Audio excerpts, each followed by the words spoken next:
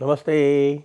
आप सभी से अनुरोध है कि कृपया हमारे चैनल को सब्सक्राइब करें, वीडियो को लाइक करें और क्यूआर स्कैन करके हमें पत्रम पुष्पम से अनुग्रहित करते रहें। नीचे लिंक्स भी दिए हुए हैं जिनको क्लिक करके भी आप ये कार्य कर सकते हैं। पाकिस्तान आगे से भी पिट रहा है और पीछे से भी। आगे से तो आपको पता ही है, भारत ने तो घोषित करके और पीट दिया। और इस बार थोड़ा अलग ये रहा कि भाई पाकिस्तान ने स्वयं ने स्वीकार कर लिया। अब ये पाकिस्तान के स्वीकार करने से सबसे बड़ी समस्या भारत के सबूत गैंग को आ गई है और भारत का सबूत गैंग अब सोच रहा है कि अब क्या किया जाए, इस गैंग को कायम रखा जाए या गैंग को डिसबैंड कर दिया जाए। तो सबूत गैंग जो है इस समय पशोपेश में है, थोड़ी परेशानी में भी है, क्योंकि उनको ये कतई उम्मीद नहीं थी कि उनके दोस्त पाकिस्तान वाले इतनी जल्दी ये मान लेंगे कि उनके ऊपर हमला हुआ है। और न केवल हमला हुआ है, हमले से उनको नुकसान भी हुआ है। नुकसान तो उन्होंने स्वीकार किया, हालांकि थोड़ा जैसा होता है वो कम करके स्वीकार करते हैं। वो कभी पूरा आज तक ही उन्होंने नहीं स्वीकार किया। आपको पता है उन्होंने तो ढाका का सरेंडर भी बहुत लंबे समय तक स्वीकार नहीं किया था अपने नागरिकों के सामने। तो ये तो हो ही रहा है। रात के अपडेट्स मैं आपको देता हूँ अभी, लेकिन उससे पहले ये बता दूँ कि अभी तक पाकिस्तान के किसी फौजी की कंफर्म्ड डेथ उन्होंने तो नहीं स्वीकारी है। हालांकि बताया जा रहा है कि 26-27 निपट गए हैं पुंछ सेक्टर में, क्योंकि पुंछ में जो शेलिंग उन्होंने की और जो हमारी जवाबी शेलिंग हुई, तो हमारी जवाबी शेलिंग मिलिट्री टारगेट्स पे ही होती है। तो उनकी 3-4 पोस्ट उड़ा दी गई हैं और 3-4 पोस्ट पे उनके 26-27 जवान मारे गए हैं। लेकिन इसका कंफर्मेशन पाकिस्तान तो करेगा नहीं। लेकिन कंफर्मेशन कहाँ हो रहा है? वो पीछे से हो रहा है, यानी बलूचिस्तान में हो रहा है। बलूचिस्तान में ये खबर आ गई कि साहब 12 निपटा दिए बोलान में और 2 निपटा दिए केच में। अब ये केच कहाँ है? ये केच ग्वादर के ऊपर जो एक तुर्बत नाम की जगह है, ये केच डिस्ट्रिक्ट वो वहीं पड़ती है। केच का नाम भी पहले तुर्बत डिस्ट्रिक्ट ही था। तो 2 तो वहाँ निपटा दिए और 12 पूरी एक वीडियो एक चल रहा है इस समय, और वो ऑथेंटिक वीडियो है, क्योंकि जो बीएलए के जो भी वीडियोस आते हैं उनकी बड़ी हाई ऑथेंटिसिटी होती है और उनके पास पूरी एक यूनिट है जो इस चीज़ को मेंटेन करती है। तो भाई सीधे सीधे पूरी एक व्हीकल जो जा रही थी बोलान में अपनी ड्यूटी पे, कोई हार्ड ड्यूटी थी, किसी पीक को ऑक्यूपाई करने जा रही थी ऐसा लग रहा था, उसको उड़ा दिया गया। आप देख सकते हैं उस वीडियो में कि कितना भारी एक्सप्लोजन था और एक्सप्लोजन के बाद में किसी के उसमें बचने की तो कोई सूरत बचती ही नहीं है। उसमें से एक भी बचने का कोई इम्कान ही नहीं है। तो 12 तो वो सीधे सीधे निपटा दिए। इधर पाकिस्तान के पास अब और कुछ नहीं है। क्यों? क्योंकि जो एक गंभीरतम घटना हो गई है और ये पूरा एक जियो पॉलिटिकल रेमिफिकेशन है जिसका, और वो हुआ है कि चाइनीज़ एयर डिफेंस का टोटल फेलियर। अब आप ये देखिए कि इस चाइनीज़ एयर डिफेंस पे बहुत सारे देश रिलाई करते हैं। चाइनीज़ एयर डिफेंस ईरान भी इस्तेमाल करता है। चाइनीज़ एयर डिफेंस कुछ और देश भी हैं अफ्रीका इत्यादि के, वो इस्तेमाल करते हैं। लेकिन जो बड़े देश हैं उनमें से ईरान और पाकिस्तान, ये 2 बहुत बड़े सामरिक देश, सामरिक दृष्टि से, जनसंख्या की दृष्टि से तो बड़े देशों में ईरान और पाकिस्तान, ये 2 बड़े क्लाइंट हैं। अच्छा, चाइना क्या कर रहा है कि चाइना इसको मार्केट कर रहा है।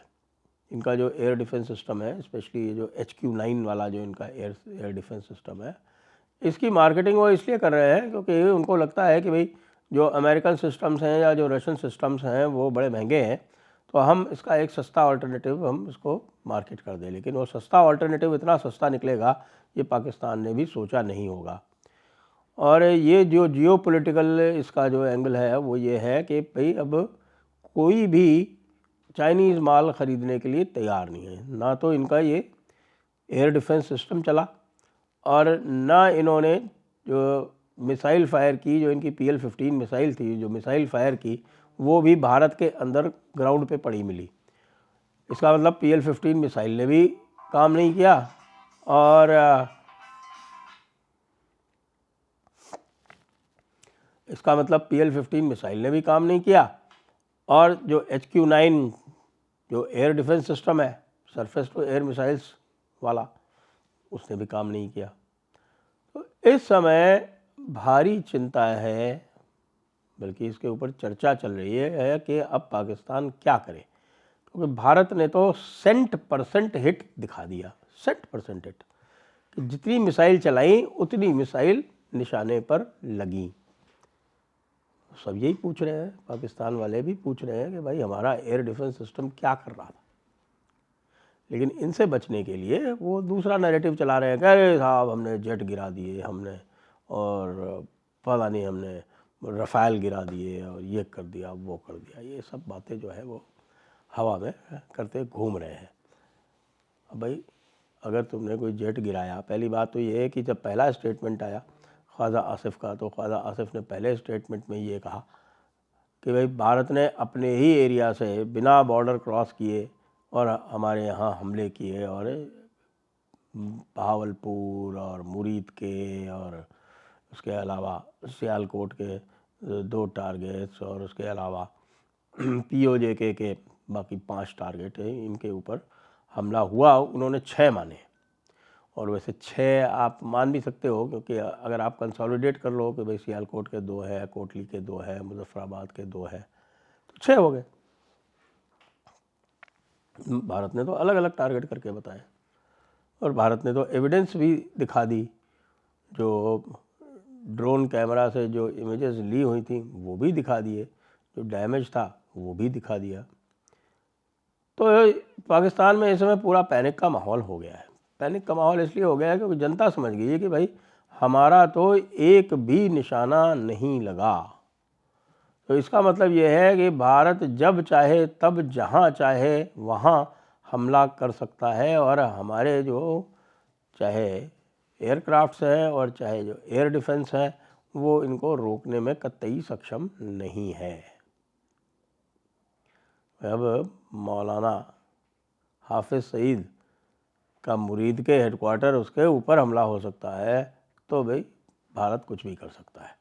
और जब बहावलपुर में मसूद अजहर के ठिकाने पर हमला हो सकता है तो फिर भारत कुछ भी कर सकता है। तो इसलिए पूरी रात ये चलता रहा, पूरी रात डिसइंफॉर्मेशन चलती रही। एक तो पाकिस्तान ने बड़ा काम ज़बरदस्त ये किया साहब कि झूठी अफवाह फैलाई कि साहब अमृतसर पे हमने हमला कर दिया है, और ये फिर दूसरी तरफ से तो भाई क्या भारत वाले कम थोड़ी हैं कि अमृतसर पर हमला हुआ और भारत ने 2 इनके JF-17 और एक F-16 मार गिराया।